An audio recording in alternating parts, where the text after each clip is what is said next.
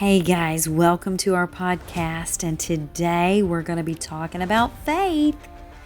Faith comes by hearing, brought to you by Carmelo's Roar Ministry, where faith meets real life, guys. So we're going to dive into the verse already that comes from Romans 10:17. So then faith cometh by hearing, and hearing by the word of God. Now, before I dive into that verse, let me give you a backstory. I think it's very important. Paul is writing to the believers in Rome, so you can get a visual, who were struggling to understand how faith actually grows, right? And then what he's doing here is connecting it to hearing the gospel message, not once, but continually, over and over. And so, again, I always do a research through the Strong's Concordance. And in Greek grammar, hearing here is present tense, ongoing, meaning faith keeps coming as you keep hearing, right? Paul has just finished explaining that Israel heard the message but didn't believe it in Romans 10:14 through 16. If you go back before this verse, right? See, people pause at a certain verse and they take it literally for what they read instead of dissecting it, right? But if you go back a couple of scriptures before that to get to this one and then break it down, rightly divide it, right? Chew it, because would my mom say, a lot of people will not be hungry to dive into the mysteries of the Word of God, right? So there'll be ones that are hungry like myself that will go and dig this research. And then it's been enhanced for me going through Kaneo in my church, which is a biblical theologian breakdown from Dr. Karen at Christ Fellowship Church, and I adore her. Any rate, back to the episode. So this verse is not just about listening to the sermons, right? It's about the kind of hearing that produces response and obedience. Mateo and I was talking this morning with our coffee and Bible this morning about how people are not doers of the word, or how they stop and pause at a verse and then just take it for the way it's written, and not understanding what people's sacrifice they went through to get the breakdown of the word to us, right?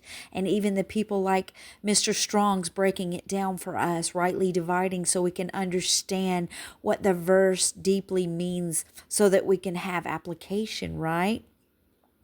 So anyway, the verse is not just about hearing it. It produces response and obedience, right? Hearing that turns into doing. I like to give you a breakdown from my perspective, Naomi's commentary, if you will. When the word hits your spirit, you really hear it. But yet for me, it becomes alive. You know, the word is living. It's not only information that you're getting, it is actually transformation in your life. It is application to the hearing of the word, right? If faith comes by hearing, then it grows stronger by acting on what you heard. The word goes from your ears to your heart to your hands. So when you believe it, speak it and walk it out. That's when your faith becomes visible. I like to say faith isn't built by listening once. It's built by living what you heard, right? So, and of course, some of my listeners, like myself, want to know, where did I get this research? So I went back to the Greek words in Strong's Concordance, and pistis for faith, akoē, if I pronounce these correctly, for hearing, and rhēma for the spoken word. That helped me see that this verse isn't just about hearing sermons or hearing it, but about receiving a word that becomes alive and acted on, right? That's why I say hearing is believing and believing becomes doing. Is that right? So guys, you know we quote this verse all the time. Faith comes by hearing, and hearing by the word of God. But sometimes we don't pause long enough to hear what it's really saying. Right? And again, hearing in the Greek, akoē, isn't just about sound entering your ears. It means the message received that gets planted in your spirit.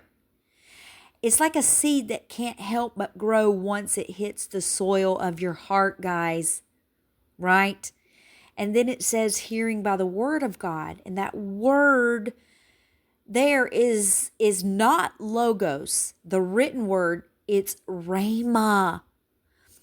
Look up logos and then look up the word rhēma. Rhēma, the spoken, revealed, living word that God breathes directly to you. So faith doesn't come by reading a verse. It comes when the verse becomes alive in you because it's a living word that God breathed in you, right?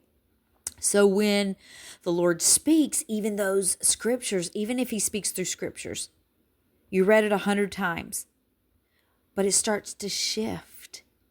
It starts to shift. Then your faith rises because his voice carries power, one. That's why people can hear 1,000 sermons and still feel empty.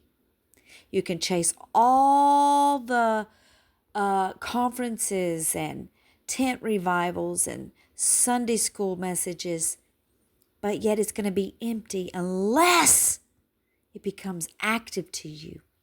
While someone else hears one rhēma word and their whole life changes, right? Faith is built, right? Pardon me. When you hear, listen, when you hear, it becomes what you believe, right? What you believe becomes what you do. So keep your ears tuned to his voice, I say. Don't just be a listener, even though that word stresses faith comes by hearing. But hearing comes by the word, and the word is active and living. And if you believe the word from what you heard, you will do the word, right? Be a doer of that living word. Because the more you hear him, the more you trust him. And the more you trust him, the more your faith begins to move those mountains in your life. This is why people get stuck. They get stuck. They're just stuck in the word in their mind, but they get it in their spirit, man. The breathe word of God, right? The breath of life that becomes a living word, right? It's spoken. It's rhēma. I'm telling you, I encourage you to look up rhēma because, guys, we're up against AI. AI is intelligence. It's fed by man and programmed by man, but then it's self-feeding, I'm hearing. It will teach itself. And to an extent, there's nothing wrong with that. But guys, if you're going to use it, and I've used it for some editing, I have to go back. It makes mistakes, guys.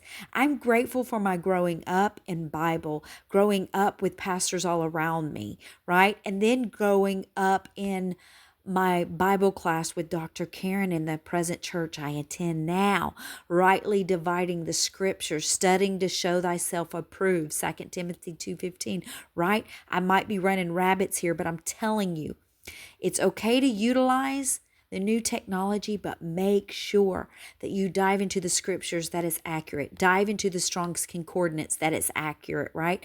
You can search backdrops of things. See, guys, everything was not added to the Bible. If you look into books that people broke down, like he was reading a book today on martyrdom, Stephen's martyrdom. Someone wrote about martyrdoms in the Bible in the 1500s. There was what we would call reporters today, reporters then, right? And they would report martyrdoms' deaths, and they would report things and why they died and what they went through, and they died for Jesus. There's a lot of news. You can go. It is available. Research it and order the books, right? If you can't read the books, order the audio. But studying the word, nothing wrong again with the AI or technology, but go back and see if those broke down correctly according to the Strong's or history of the Bible. Now, guys, with that said, today I will leave you with this. Faith isn't built by listening once. It's built by living what you heard. And application is necessary. So, guys, if this touched you today, share it with someone in need so that they can move the mountains in their life. That they're not just listeners, but doers of the living word, the rhēma word of God, right? And until next time, always partner with Jesus. And we'll see you in the next episode.